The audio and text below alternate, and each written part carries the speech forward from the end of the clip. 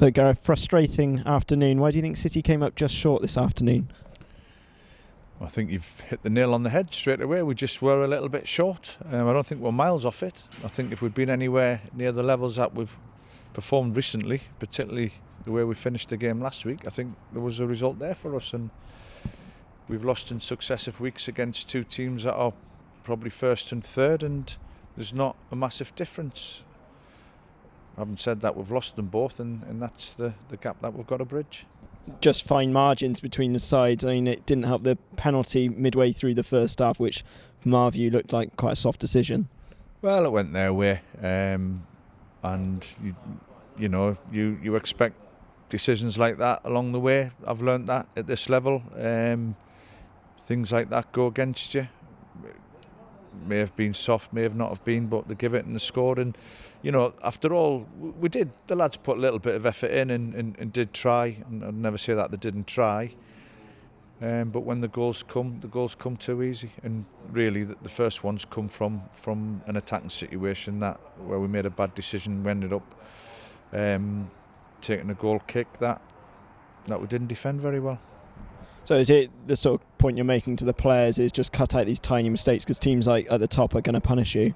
Well, they have. The last 2 weeks, not a lot in the game, and even when we went 2-0 down, we had two very good chances to get back in the game, and we didn't take them, and we suffered. So 2 losses in the league in a row, and I don't want it to be 3. I've just said to the lads, make sure you finish the season off.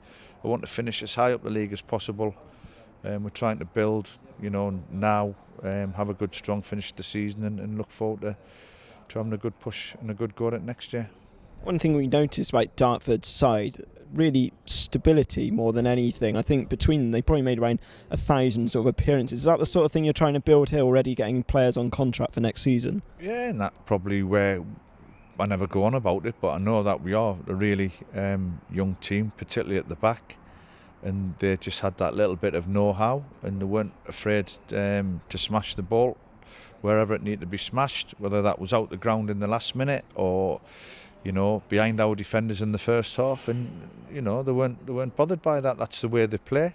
I wouldn't particularly say they had a lot more better players, if any, in their side than in ours, but you've got to give them credit. They're higher up the league than we are, and they've earned it. So you've learned a lot from these last 2 games. Listen, I only talk about the football. There's lots more to it than meets the eye. If you want to talk about things that really matter, you can talk about how much money Ebbsfleet are spending, how much money they're spending here, the type of club. Look at the stadium, look at the 3G outside, look at the infrastructure. There's loads of things that I try and keep it to football. That frustrates me. I want a football club like this, and I want to develop Bath City and try and get into the next league, but I always try and keep it a little bit pure and talk about the football, which is 11v11. But in reality, other teams spend a lot more than what we spend.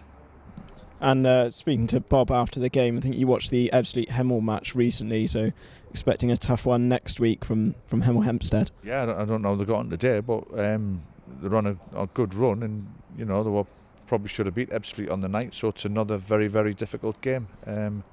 But we'll be ready for it when it comes round. Thank you.